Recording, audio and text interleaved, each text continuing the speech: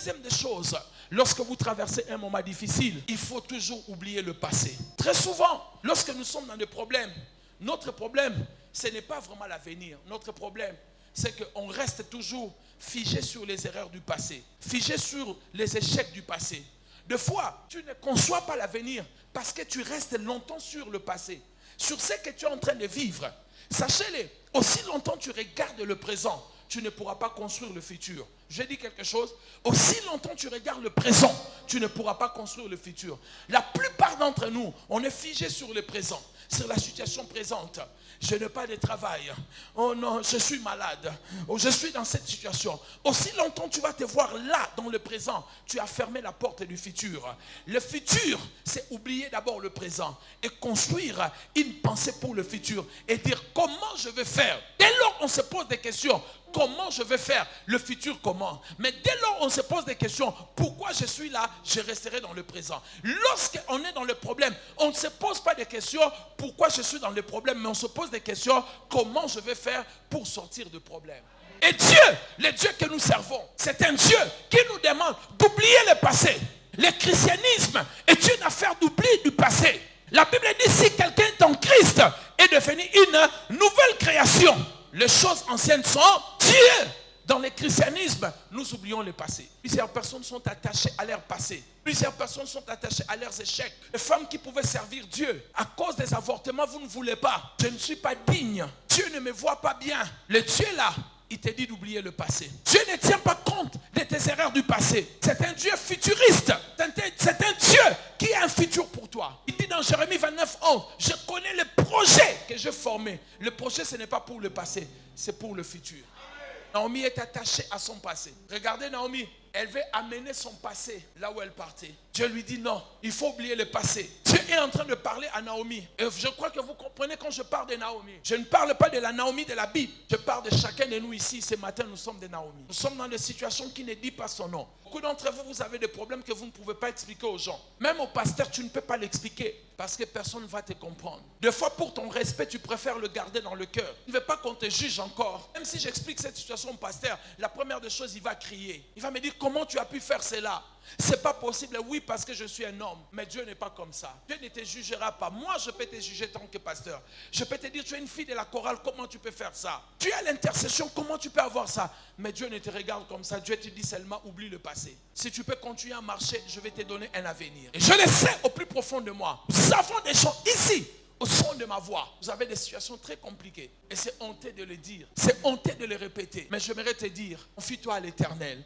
Même si tu ne peux pas me parler, mais confie-toi à l'Éternel. Dieu te dit ce matin, Naomi, oublie le passé. Il faut oublier le passé. Il faut enterrer votre passé avec l'interdiction de la résurrection. Tu mets sur ton passé, rip, retour interdit au pays. Ne retourne plus dans ma vie. Je t'enterre et je t'oublie totalement. Alléluia. Quelqu'un te dira, tu étais une païenne, une voleuse. Comment tu peux prêcher la parole? Dis-lui, cette personne-là est morte à la croix. Je ne suis plus la même personne. N'oubliez pas, bien-aimé, vous êtes le choix de Dieu. Dieu le sait, il connaît vos erreurs, il connaît vos failles, il connaît vos faiblesses. Il vous aime tel que vous êtes. La Bible dit dans le livre d'Éphésiens 1:5, nous sommes le fils de son adoption. Il nous a adoptés. Vous savez, le problème avec un enfant d'adoption et un enfant biologique, c'est deux problèmes différents. Un enfant biologique, tu peux le faire sans connaître son caractère. Mais quand tu viens adopter l'enfant, dans le centre, on va te dire déjà ce que c'est cet enfant. On te dira, cet enfant dort très tard. Cet enfant n'aime pas du lait. Cet enfant, il est impoli. Veux-tu l'adopter? Oui. Et Dieu nous a adoptés et il nous connaissait bien avant. Il nous a aimés tels que nous sommes. Pas pour nous laisser comme nous sommes, mais pour nous changer. Oubliez le passé, mes bien-aimés dans le Seigneur. Oubliez ce que tu as vécu à Moab. Regarde maintenant la nouvelle saison. Dieu vient d'ouvrir à Bethléem. Retourne. Va recommencer. Ne regarde pas les erreurs. Ne regarde pas ce que tu as vécu. Dieu est en train de dessiner un nouveau départ pour ta vie. Je vous parle et je vous donne ce message parce que nous sommes à la fin de l'année où les gens sont en train de regarder leur bilan, leurs erreurs, leurs échecs. Mais j'aimerais vous dire, il est possible que Dieu te donne un nouveau départ. Troisième point, malgré tout ce que vous traversez, vous n'avez pas encore tout vu. Malgré tout ce que vous traversez dans la vie, vous n'avez pas encore tout vu. L'erreur dans la vie, c'est de croire que tu as tout vu. Tu perdras l'espoir de t'en sortir. Vous savez quand est-ce que les gens du succès commencent à échouer? C'est lorsqu'ils pensent qu'ils ont tout accompli. Le moment où tu commences à être satisfait, en disant j'ai tout fait, je n'ai plus rien à faire, c'est le moment où tu commences à sombrer. Il faut rester toujours dans les services, dans la pratique. Il faut toujours travailler, il faut toujours lire, il faut être à jour. C'est pour cela, vous avez des téléphones, n'est-ce pas? Toute la semaine passée, on n'a pas pu faire les lives comme il faut. Vous savez pourquoi? L'ordinateur refusait de décharger. L'ordinateur ne marchait pas. Pourquoi? Moi, j'avais vu, on nous avait demandé de faire de mise à jour 2 ou 3 fois. Les techniciens avaient vu, mais nous avons négligé. À un moment, l'ordinateur a commencé à bégayer. Quand vous chargez, ça absorbe la charge. Et on n'arrivait pas à faire le live parce qu'on n'était pas à jour. Ne pensez pas que vous avez tout vu dans la vie. Ne pensez pas que là où vous êtes, c'est là où vous allez vous arrêter. Si vous pensez à cela, vous avez enterré déjà votre vie. Donne-moi un bon amen. Ce n'est pas fini, mon ami. Tu n'as pas encore tout vu. Il y a des choses que Dieu a préparées encore pour toi. Les gens qui sont venus du village sont devenus des députés, des présidents, des ministres. Comment pensez-vous que Dieu a fini avec toi? Vous voulez savoir à quel moment Dieu finit avec un homme?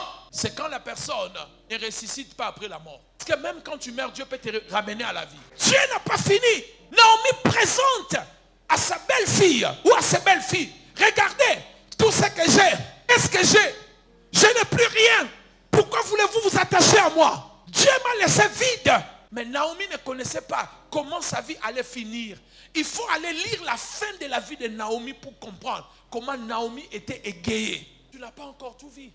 Cette situation changera en ta faveur. Tu ne m'as pas donné un bon amen. Je ne te donne pas de discours comme à l'époque de père. Mais je suis en train de te dire cette situation changera à ta faveur. Si tu crois, donne-moi amen bien.